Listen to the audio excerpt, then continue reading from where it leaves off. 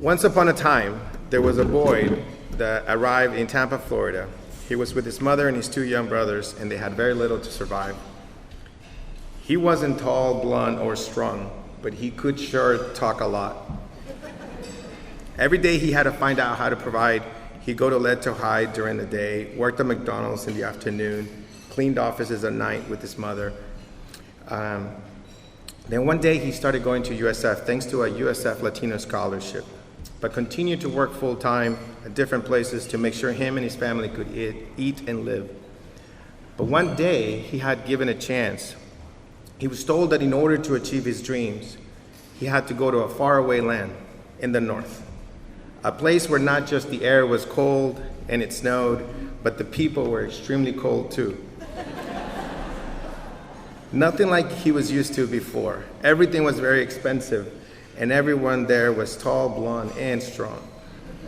Nothing like him. You could always spot him because he would be talking always, either getting in trouble or finding a better way. After 10 years, he was working as an indentured servant for a big giant called IBM. He decided he needed to escape. He wanted to find his own land and create a kingdom for himself. But he had to face so many challenges because nobody gives a loan or investment to people that are short and brown and talk a lot. But he found a way little by little. He started to join a small plot of land, made a friend, he then found a bigger one, and so on. His dream was to build a rare type of a kingdom. In that land, they called that kingdom unicorns. Nobody believed that a short brown kid that talks a lot could build one of these unicorns. People didn't want to join his kingdom. People would deflect the kingdom. Investors would reject them. And worse, the pandemic hit the land and slowed down all construction of this kingdom. But he persevered, he persisted, he kept supporting his people until the day that arrived where he achieved his dream. A great giant called Vista Equity Partners came and saw that he had built what he had built and decided to buy them for $1.2 billion. He was able to use that money to pay his investors back, pay money to his people, to his employees, and to keep some of it for his family, and he will live happily ever after once he can come back to a warm land of Tampa, Florida.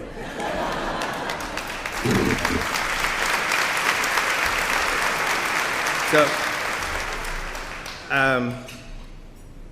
I guess it worked. We just did it this morning. But why is this story different, right? I just want to make sure that we have to highlight it's really hard for an immigrant, as we heard from the Pinzanos, right? It's hard for an immigrant to come into this country and break ground, break through, right? Because we do not have, should we take that? Yeah. We do not have the network, the opportunity, the generational wealth that families can help you and support you when you're buying a home. I know a lot of people that when they get married, their parents give them money and they buy a home, and it's simple, like, but not for us. Like, I was working part-time with my mother, and we were able to buy our first home. But it's very difficult, right? And sometimes we don't even realize how much we don't know. We don't know anybody. We don't have savings account. We don't have anything to fall back on.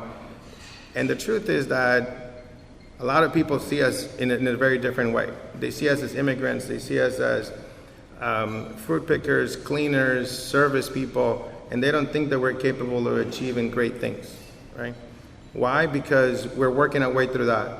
And we need to create more role models that others can see and say, wow, we should invest in these people because they're just as talented, as intelligent, as capable, as hardworking as anybody else here, as any other immigrant that has arrived to this country. And so, how does this happen, right? Why are people, Latinos, blacks, and other underrepresented people able to achieve the same things despite the hardships, despite the inequities, despite the discrimination? Because we have people that support us. We have people that gave us the breaks, right? I'm a self-made man, but that doesn't mean I didn't get a lot of help. I can go back and trace my life, so many key moments in my life where there was somebody that made a huge impact. Some of those people are here right now, right? We have Miss Oliva, who was my Leto high school counselor.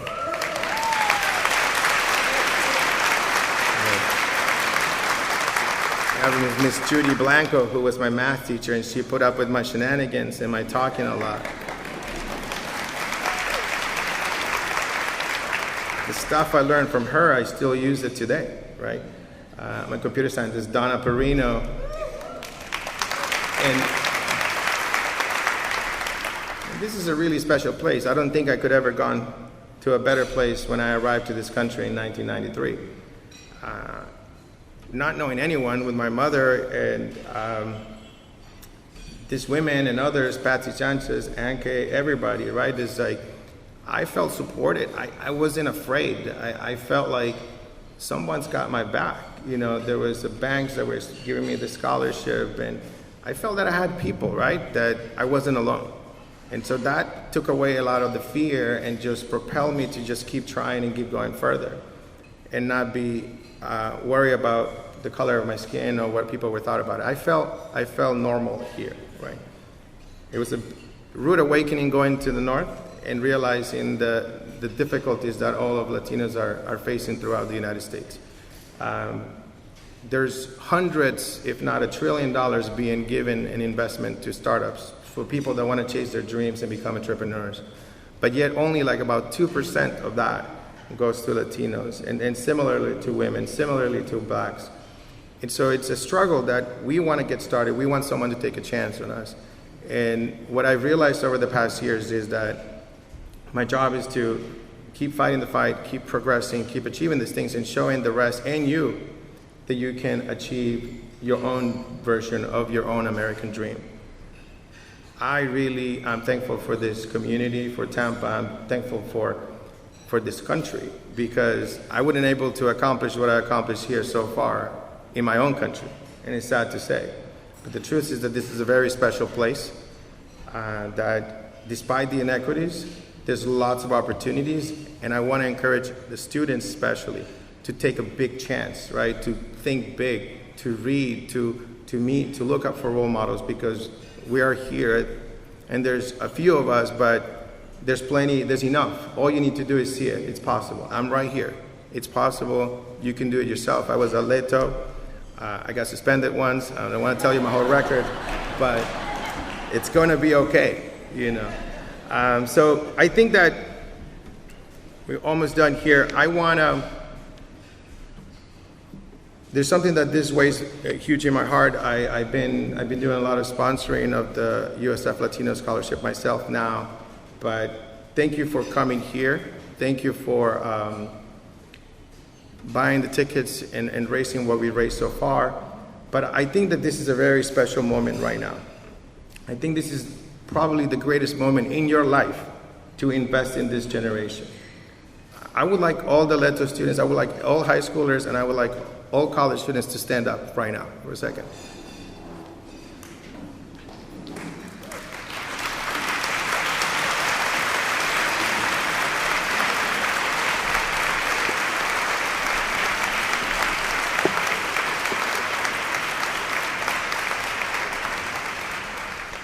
So look at their faces. I asked them, I talked to them a little bit at the reception earlier, and I said, raise your hand if you're Latino. Guess how many hands went up? This warms my heart, because where I live, there's not a lot of people that look like me. But everybody here looks like me.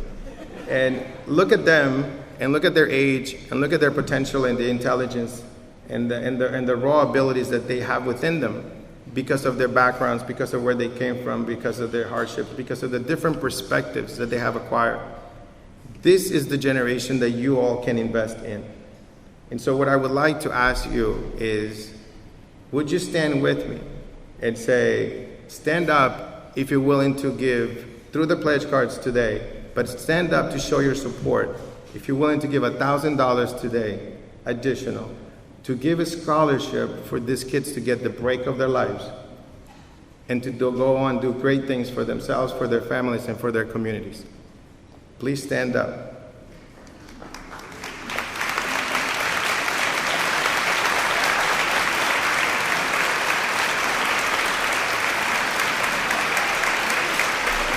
Thank you, thank you.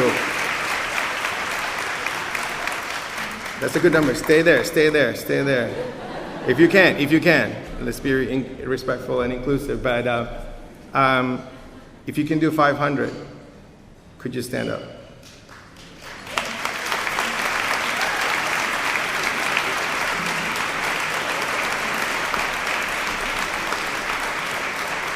So I got to do a little bit of accounting here if there's any accounting majors, but this is what's happening right now. If we raise $25,000, and I think we're close to it. What do you think, Anna? You're my eyes. She's my eyes and my hands on the floor. So if we do $25,000, I will match another $25,000. So we got to make sure we hit 25,000, right? Could you stand up here if you can give $100 extra?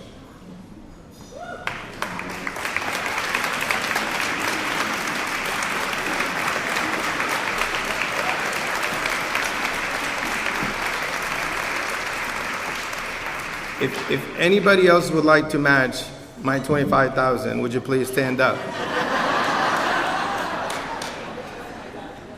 Raise your hand, please.